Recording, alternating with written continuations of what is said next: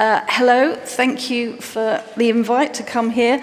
I'm feeling very humbled and slightly embarrassed for following such excellent talks this morning and yesterday.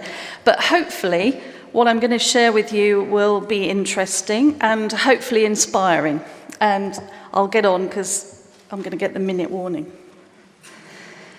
Now, when I saw the theme of the Congress, I knew that the experiment or time capsule that I started 25 years ago had found its moment. I've been holding off all this time, and you are the lucky ones. It was calling to me from my shelf. Thank you. But first, I need to give you a little bit of background. In the year 2000, that is me. In the year 2000, I was working at the National Museum of Wales, a fresh-faced paper conservator in her mid-ish 20s, dark hair, slimmer, and I was 5 years out of college. I became fascinated with barrier materials used in the back of frames to isolate the backing board with window mounts and works of art on paper. Now, in my experience, they were mainly hardboard, but obviously, in period frames, you get the split board backboards, and some of you may be familiar with this. You get it on the back, but also you get it on the front. So it is an issue, and it's something we need to take care of. Now, I'd worked in a private studio in the late 90s, and there we used aluminium foil, kitchen foil, and Marvelseal as a barrier. But at the museum, I discovered that they'd been using Melinex quite regularly, and I'd already started to see the back of the standard mounts had started to discolor. So that's where it piqued my interest and started me on this road. So I prepared 6 sets of museum 100% buffered window mounts, plain glass and 3mm hardboard, all exactly the same size. Now, I left one as a control, and in the back of the other 5, I placed these 5 other different materials that I had discovered used as barriers. Some of them I don't know what they are now. It's 25 years ago. And I'm also not sure why I didn't use aluminium foil, because that's what I had been using. But there you go. And then their real-life journey began. In August 2000, I accidentally married an Australian. He loves it when I say that. And all my worldly belongings soon followed me on the 3-month journey. I flew, they came by sea, including my experiment. So we all stayed in Sydney for 5 years before my husband and I relocated back to the Northern Hemisphere in 2005. So my worldly belongings all moved back to the UK, to Cardiff, actually. And here they stayed, tucked up on a shelf until 2025.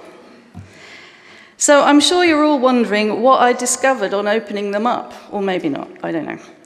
So my general observations are the white gum paper tape had slightly yellowed, but it really remained very well sealed and adhered to the glass and the hardboard. The 3M magic tape I used, and you may all be wondering, I put AD strips into the window, but the 3M magic tape actually shows no sign of detaching or yellowing, all very well stuck. And all of the AD strips are also, they show no change in appearance. So I guess the main, and I'm afraid very unscientific thing, I've got no graphs, that I was interested in was, had the back of the mounts discolored? So the samples with Marvelseal and the Moistop, which is a cheaper variant of Marvelseal, showed no sign of discoloration. All parts of the mount card looked as good as they had 25 years ago. The Microstik, and if anybody knows what that is, let me know, I had adhered to the underside of the hardboard, and it appears to be a thin metal layer with a paper top and lots of self-adhesive in between. So I must have gone to the pub the night before because I didn't quite cover the hardboard. And you can see that along the top. And where it hadn't, where the hardboard was in contact with the back of the mount, you can see along the top edge. Lighting's not great, but you can see it has discoloured, which is what I wanted to see. The sample with the Melinex had also darkened on the edge where it was cut slightly smaller, and you can see that there as well. Actually, I must admit, the Melinex was much darker, but overall it had a bit of a yellow tone as well, which was kind of what I had been seeing 25 years ago.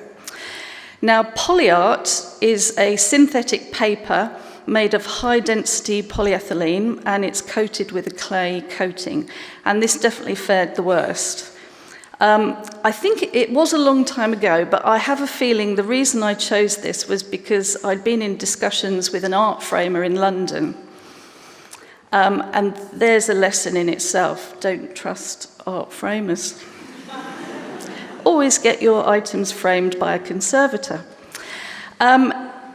It itself has yellowed, and you can see it's all quite cockled in the middle. And it was darker on the side that was up against the hardboard, but it had yellowed on the other side as well.